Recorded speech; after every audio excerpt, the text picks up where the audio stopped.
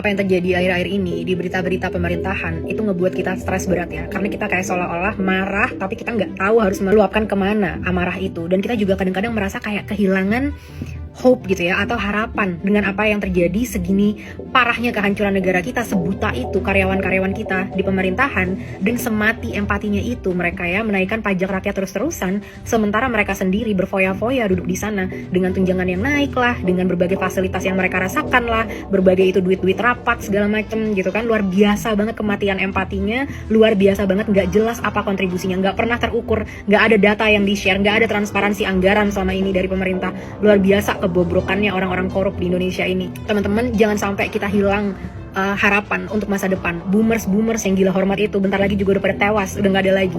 Jangan sampai generasi selanjutnya mewarisi lagi korupsi-korupsi yang mereka lakukan, budaya feodalisme, budaya gila hormat, budaya pengen tampil luar biasa sendiri di atas kemiskinan dari masyarakatnya. Ini budaya-budaya feodal yang udah telah berlangsung beratus-ratus tahun di Indonesia.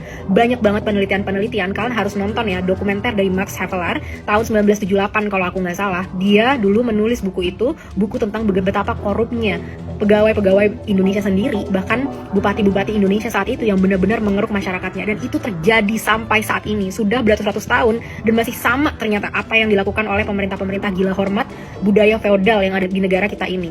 Jangan pernah kehilangan harapan.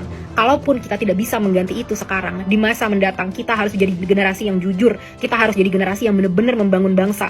Karena korupsi ini, Indonesia lama-lama akan jadi negara gagal, dan kita semua nggak mau ngelihat itu. Karena nggak semua orang bisa kabur ke luar negeri. Banyak teman-teman kita yang masih di Indonesia dan harus berada di Indonesia dengan apapun itu alasannya. Ayo kita selamatkan satu sama lain. Jangan lagi kita pecah belah dengan berbagai macam isu agama lah, isu sara lah, gosip artis lah, siapa selingkuh sama siapa, siapa beranak sama siapa, siapa kawin sama siapa. Lupakan itu semua. Kita fokus, kita lawan pemerintah yang edan ini di Indonesia. Jangan mau lagi kita dipecah belah. Udah saatnya mereka dihancurkan, dan udah saatnya kita bangun negara yang benar-benar baik. Ayo, tutup sosial media, baca buku, baca lagi sejarah apa yang pernah terjadi. Mulai pintarkan diri kita, logika kita, kemampuan berpikir kita, dan perkuat moral kita. Sehingga moral, kebaikan, keadilan gak bisa lagi dibeli.